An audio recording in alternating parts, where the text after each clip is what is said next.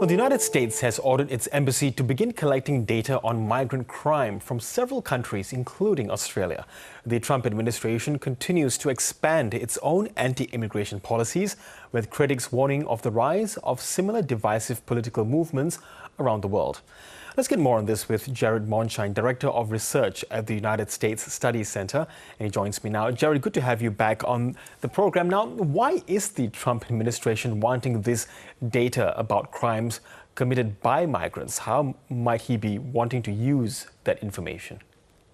So what you have in the U.S. since the 1970s is something called the U.S. Department of State's annual congressionally mandated country reports on human rights practices. It's usually known as human rights reports. Every year, they would come out with these reports. Now, interestingly enough, they continued during the first Trump administration in a sort of conventional way. And if you looked at reports from the Obama administration to the Trump administration, they look similar. But this Trump administration came into office far more prepared than the first Trump administration. And they're basically completely changing how the U.S. looks at human rights, at least during this administration, and how the State Department classifies human rights abuses. So things that we got used to in prior reports about freedom of peaceful assembly and association, corruption in government, election abuses, those have largely been removed from this recent iteration of the human rights reports. And now they want to look at migrant crime. That is what they're classifying as human rights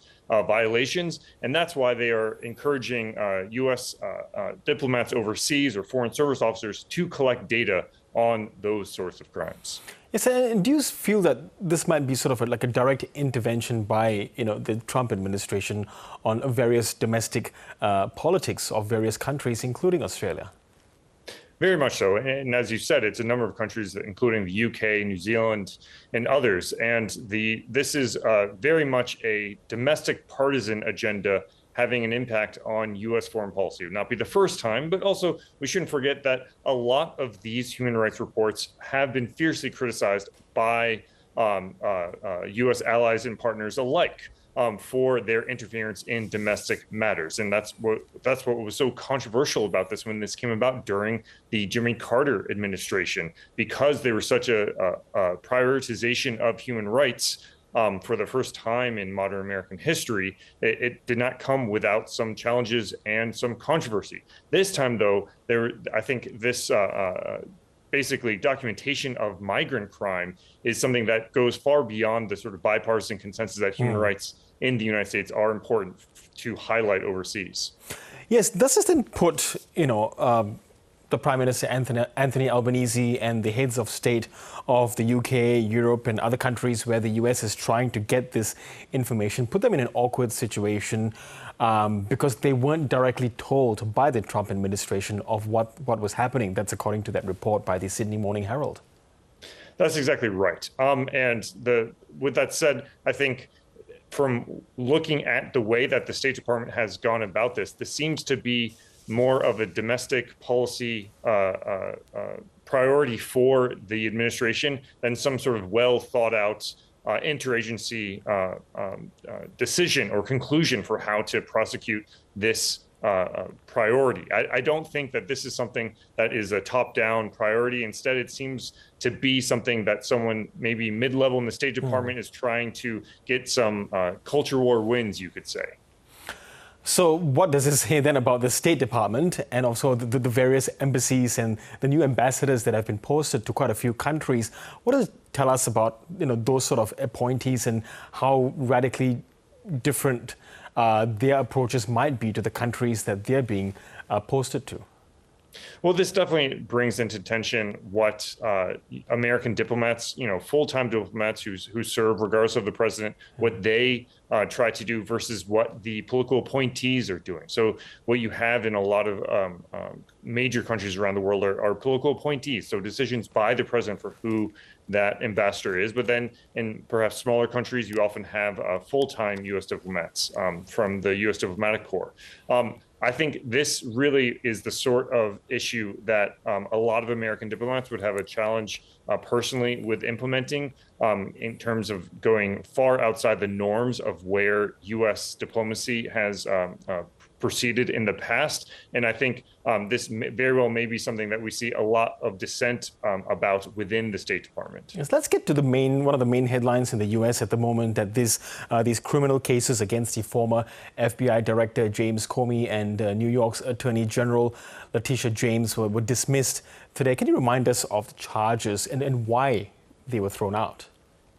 Well, they both had different cases. So Jim Comey was accused of lying to Congress about what he did as FBI director when he was testifying in front of Congress and what he said. Tish James she basically was accused of mortgage fraud, but both of those accusations were moot because the prosecutor who was appointed to prosecute these allegations was basically deemed to not have been appropriately appointed to her position. And in the case of Jim Comey, the former director of the FBI, the sort of period in which they could prosecute his alleged crimes have elapsed. And so it seems to be no longer an opportunity for them to prosecute him for that. Whereas Tish James and her alleged mortgage fraud issues, that still is well within the time period in which they could prosecute those crimes. With that all said, a number of lawyers, both Democratic and Republican alums or alums of those administrations, have said that the charges against, or the allegations against Tish James in particular, but also Jim Comey, are very dubious to say the least, and unlikely to succeed in court, even if they did get to a hearing. Yes, and just finally, going to a bit of foreign policy here, the president has had a phone call with the leaders of China and Japan in recent days, and both those countries are in a diplomatic row over Taiwan. Do we think that Trump would intervene in that particular dispute, given the U.S. position on Taiwan, that it will defend Taiwan in any case of a Chinese invasion? Yeah, I think everyone is asking that. And Donald Trump himself has famously said that Taiwan's really not all that important. And let's not forget what happened in the 2024 campaign, where one Republican nominee, Vivek Ramaswamy, who came to endorse Donald Trump, said that Taiwan, once you remove the semiconductors, basically doesn't have any value to the United States. I think it's one thing from a quick look at it, to say, oh, maybe Taiwan's not that important to U.S. interests, but you only have to look at the second order effects in terms of, if China were to take Taiwan, what would happen from a security standpoint to Japan, to the Philippines, to U.S. allies, Japan and the Philippines, to the region. And we shouldn't forget also what was famously said about Taiwan some decades ago. It is basically an aircraft carrier in the Pacific. And so it's one thing for Donald Trump to not see at a superficial level the value of Taiwan, but I think the rest of Congress, the rest of, or most of the Pentagon and the U.S. military as a whole, very much do see the value of Taiwan. And that's why I think we see a constant battle between the strict isolationists who only want to focus on the homeland, and those that see the sort of second and third order implications of a weak stance on Taiwan. Okay, we'll see how this battle pans out. Jared Mondschein, always good to get your thoughts on all things U.S. Thank you so much. My pleasure.